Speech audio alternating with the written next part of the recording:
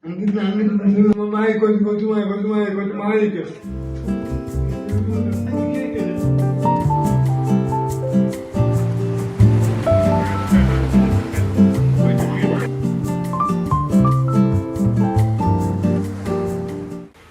24 cinema പ്രേക്ഷകരിലേക്ക് എത്തുകയാണ്.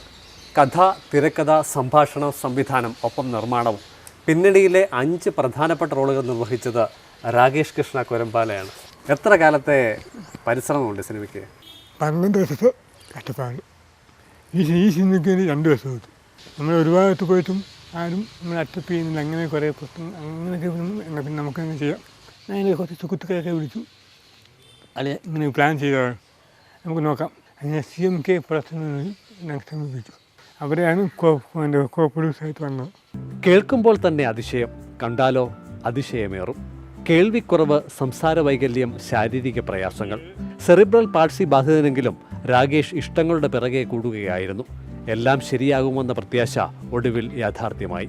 ക്യാമറയ്ക്ക് മുന്നിലും പിന്നിലും പുതുമുഖങ്ങൾ അണിനിരുന്ന ആ സിനിമ തിയേറ്ററിലെത്തുകയാണ്. ഷൂട്ടിംഗ് പൂർത്തിയാക്കി 1.5 വർഷം പിന്നിട്ട വേളയിൽ വൈതരണികൾ കടന്നാണ് വരവ്.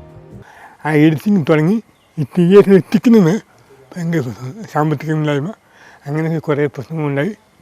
അവസാനം എത്തി. ഇതിൻ്റെ പിന്നിൽ മന്ത്രി സതീശ് ചെയ്യാൻ്റെ ഒരു വലിയൊരു മനസ്സുണ്ട്.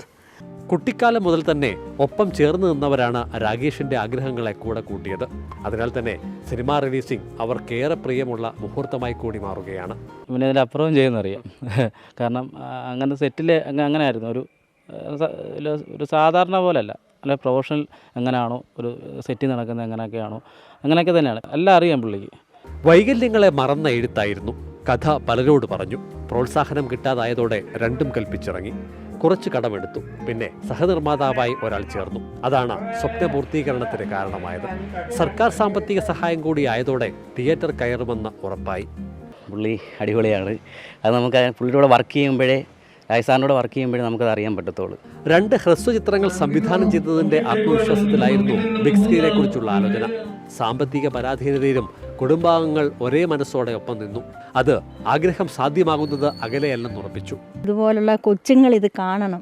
പെരയ്ക്കകത്തിലിടാതെ വെളിയിലെ സമൂഹത്തിൻ്റെ മുന്നിൽ ഇറക്കി വിട്ട് ഇതുപോലെ അവരുടെ അമ്മമാരും അച്ഛന്മാരും ഒക്കെ ശ്രദ്ധിക്കണം. ഇതുപോലെ കുഞ്ഞുങ്ങൾ ഇതുപോലെ അവൻ നടക്കത്തു പോലും ഇല്ലായിരുന്നു. ചലച്ചിത്ര വികസന കോർപ്പറേഷൻ്റെ 6 തിയേറ്ററുകളിലാണ് കളമറ്റ് 24 പ്രദർശനത്തിനെത്തുന്നത്.